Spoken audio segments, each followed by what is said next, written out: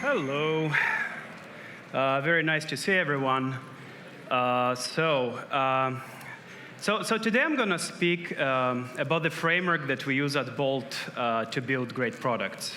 I call it value-led growth because in Silicon Valley there's something called product-led growth. I'm just kind of annoyed with that name because I feel that it's not about the products we build, it's about the value we create for our users. So a bit tongue-in-cheek, I named the framework value-led growth. And of course, it's a complex framework. There's a lot of elements to it. It's something that we've been doing for a long time. So today, of course, I can tell you only kind of introduce some elements and tell you a story. And my hope is that from that story, you will learn a little and you will build better products for your users if you are doing that or if you intend to do that.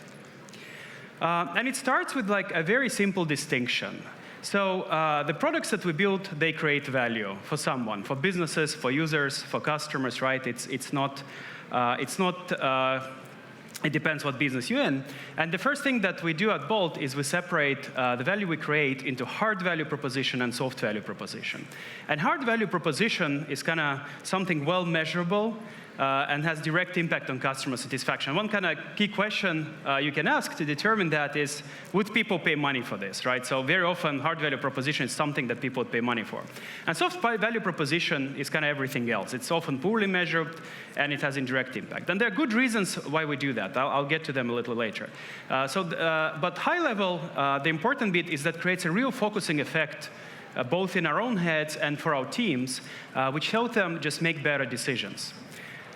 So very, very high level, if I create kind of this hard value proposition, soft value proposition table, then an easy hard value proposition is price. If I can get something the same but cheaper, awesome, right? Why would I pay more? If we are building a product for businesses, then a great way to create hard value proposition for a business is add to their revenue or reduce their costs. If we're doing something personal, it can be about time saved or goal achieved. And goal can be like, this seems like a very specific, but goal can be as easy. I want to kill, 10 minutes of time in the best possible way, have the most fun, right? That's a goal. That's every game there is. And soft value proposition is everything else. It's like user experience, it's innovation. And it doesn't mean, and the important bit is it doesn't mean that hard value proposition is important and soft one isn't. They're both important, but usually hard value proposition is more important. It kind of depends on the business you're in, but it's still it's an important distinction to think about them a bit separately, right? So innovation, like it's great to be an innovative company, but few users will pay money because you're an innovative company. They will pay money because you're creating value for them. And brand is, there are definitely people who will pay money for brand, and in that case, like kind of your soft values are becoming more important than hard values, right? If you're a luxury brand, then that's what you do. But let me bring you a more specific example. So Netflix right now is experiencing a lot of trouble. If you follow their updates, then they twice have now reduced their subscriber counts, like for the first time ever, and they have more competition than, they have Disney competing with them, HBO Max, Amazon Prime, and so on, right? And so they were doing really well for a very long time, and now they're not kind of, at least their stock price is like 2/3 down. So, definitely they are not happy.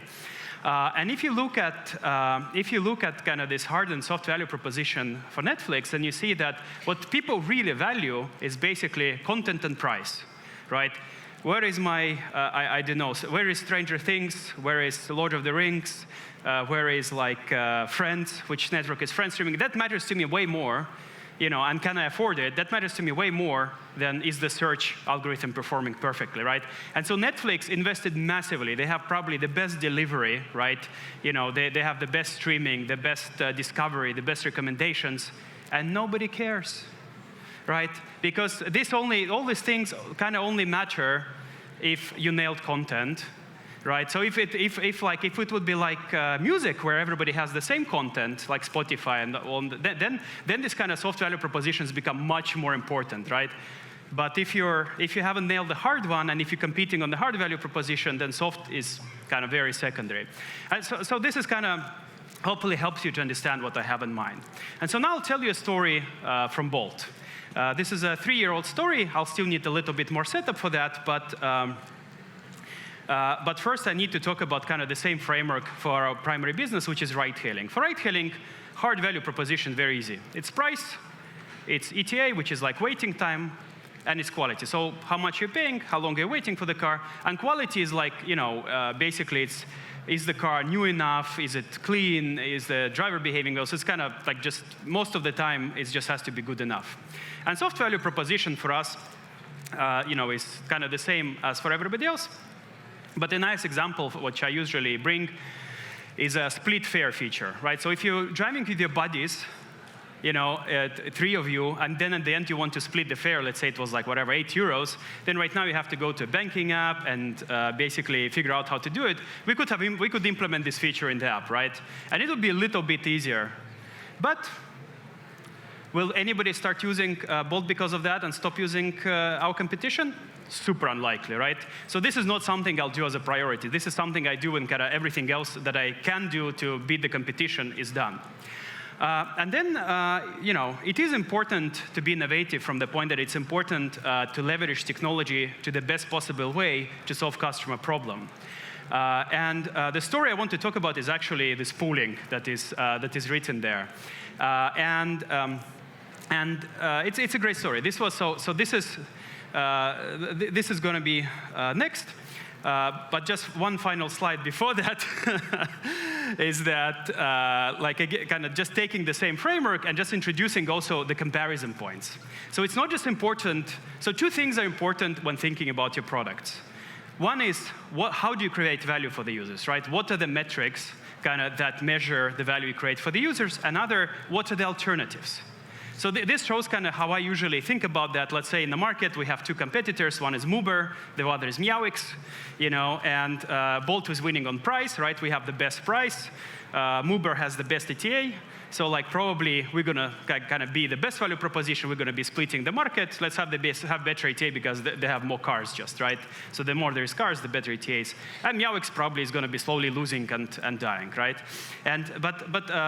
So again, the important bit is we look at 2 things. What is the value we create, and what are the alternatives? Okay, so now let's talk about pooling. And pooling is basically, if you haven't heard about that, is just putting more than one person in the car, right? So everybody is already going from A to B. So there was this great idea, let's just put more people in the car, right? We have the drivers, we have the cars, we have the riders, they're kind of going in the same direction. If we could just put, and most of the cars have just one person in them, if we could just pull them together, we basically could offer a better price for riders because they're now sharing the ride. We offer better earnings for drivers, right? And we also just get bigger business.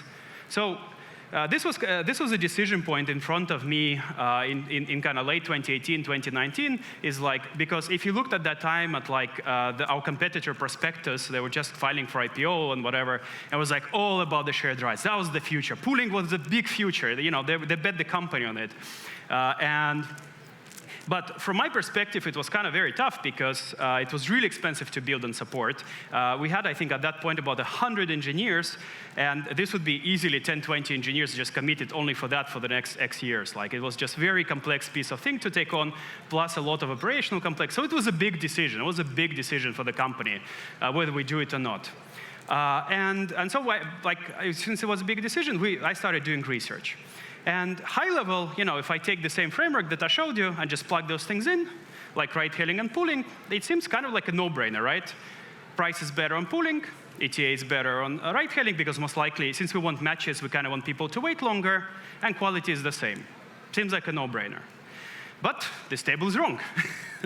and this is kind of what I want to show, because it matters incredibly. Remember what I said, it matters incredibly much how do you create value and what are the alternatives. So it's wrong on both of those aspects. Let's see why.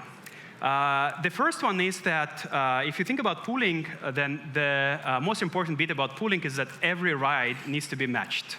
So the longer you wait, the higher is the probability of match. So probably ETA will be longer. However, what that table doesn't capture is that it's not one-to-one comparison to ride-hailing, because the ride will actually take longer as well. Because if we have a matched ride, that means we have a drop-off on the way. That means somebody will take a detour, right? That means that a 20-minute ride becomes a 30-minute ride. So that table didn't capture that at all. And the second thing that it didn't capture is that it's actually not the same experience. Ride-hailing is a convenience service. I'm paying kind of a premium, like, for example, compared to public transport, to get from point A to point B as quickly and directly as possible. This is not anymore a convenient service. First of all, like we notice already, it's slower, but also now I'm sharing with the strangers. And I remember the first time I took a pulled ride in Boston. I sit in, there's like another person. I'm like, do I say hi? Do I ignore them? What do I do now, right? So it's not quite the same. But again, even more importantly, every mistake is now much more costlier. So much more costly. So for example, if a rider put a drop-off point wrong, right? So we calculate the route, we do all the matching. Now we have to take another detour. Now somebody else is unhappy, right? So everybody else who's like waiting, now somebody's waiting time has become much longer. Now somebody's ride time has become much longer. So kind of every mistake has like a lot of knock-on effects. And that drives down the convenience of the service for everybody. And there's and also like any conflict that happens, like, you know, because somebody doesn't show up or somebody forgets a bag or like somebody just gets an argument with the driver for whatever reason, now involves everybody, right? So it's kind of like not quite the same service. So we kind of looked at the wrong categories, right? So the first mistake we've done, if we look at the wrong categories, it's actually price ETA, but also ride time and convenience. And now when we look at all of those, it becomes much less of a non-brainer. But we actually made a second mistake. We also didn't consider all the alternatives, right? So we only looked at our services and consider, okay, people will do either ride-hailing and pooling. But actually, and this is a mistake that I see people make very, very often, when you're considering alternatives, you need to think of everything a user chooses between, right? So when we talk about this mobility, then I think, okay, what are all the ways that people can get from point of A to B, right? And how do we compare them? And the most important bit we forgot here is public transportation. If you add also public transportation as a comparison point, now it becomes a very different picture, because public transportation typically is kind of the cheapest, but the least convenient way to get around city. It takes the longest, it's the least convenient, but it's the cheapest. Ride-hailing or like private car, they're going to be private car would be probably its own category, which I didn't add here, but like ride-hailing is kind of the most expensive in this case and the most convenient. And the biggest issue with pooling is that it competes with both of those. People who are willing to pay a premium will kind of go with ride-hailing. People who are not willing to pay a premium, they're kind of going to go with public transport. And so the niche for pooling is eaten from both sides. And what you can also see is the places where, you know, once we did more research, and we've done a lot more research, right? And there's other issues as well. But generally, all the issues are caused by the fact that the value proposition is uncertain, which means that for people to use pooling, you need to give quite deep discounts. So, so because we don't have authorized value, and then the discounts themselves, they now drive the trouble with the market size, because you need very high probability that the ride will be matched, and that drives down your market size. And so, in the end, we decided not to build it. And it was a big decision. If we made the mistake, Uber could have come to all of our markets and basically maybe eaten us alive. So it was a big decision for us. And in early 2019, we decided no go. Actually, we used all the resources pretty much freed up from this to build Bolt Food. So, so it was also a very depressed decision. Otherwise, like they actually, I wouldn't say they were comparable, but like definitely it helped us. And then in 2019, middle 2019, we actually got validation. Because what happened, this is the data from New York. So New York has all the data about the mobility public, and this is just % of trips shared, like of all trips, how many trips are pooled. And you can see in somewhere mid-2019, Uber number goes significantly up, and Lyft number goes significantly down. What happened is that Uber wanted those trips to be break-even. They were before that subsidizing them, and then they said, okay, we want like a profitable business, or at least a break-even business. I don't know the exact numbers, but we do know that the discounts went less steep. And the rate of shared rides, which before was climbing up, right? And it was like kind of a very worrying trajectory. What if it goes to like 200%? Suddenly fell down to like from 30% to like 8%. And this is in one of the densest, most populated cities on the planet. Well, okay, to be fair, New York is not like their modern cities, but it's and also it's pretty dense city and pretty not price-sensitive users, or less price-sensitive maybe than some other cities. And there it didn't work. So it was great. It was like validation, right? Of course, then the pandemic came and the whole model was dead because pooling was closed basically for like until now, basically. But that was kind of the journey to make that decision in that framework. And what I hope you learn from it, what I hope will help you make better decisions in the future is just kind of 3 key concepts. One is that building great product is all about understanding what value you're creating and how, right? And for that, you need a good understanding of your markets, of your users, and so on. But then 2, it's really important to then create specific kind of value proposition categories. And the more specific you can get, and kind of the less you can get them, the more focusing it becomes for you, for your team, and the better products you can actually do. Because if kind of like we need to do everything, it's always kind of worse. And finally, don't forget that also you need to consider all the alternatives. This is a mistake I very often see.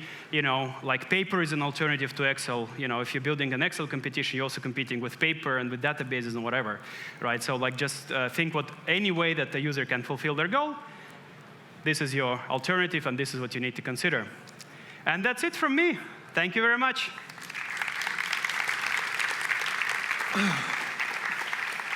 Jevgeni, thank you a lot. I do have to I have some questions. Sure.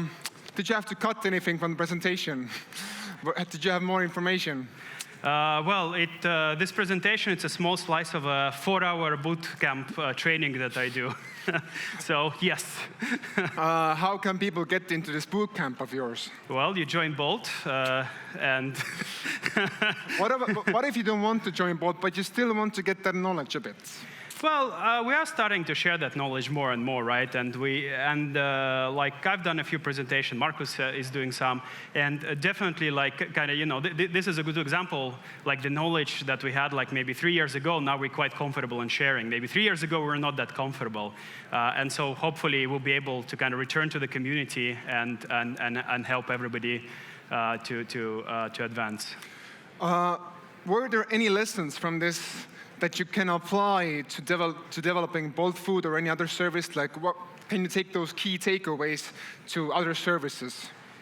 Yes, of course. That's kind of all this framework is how we apply to everything and how we think about our products. And like Bolt Food is a great example. I was bringing like Netflix as example where selection is king, right? So Bolt Food is the same way. If your the restaurant that you like isn't on Bolt Food, you don't care about how great search works there, right? And so on. Like so, selection, for example, is the most important bit. So we organize our thinking in a very similar manner. All right, let's give one round of applause to Jevgeni Kabanov once more.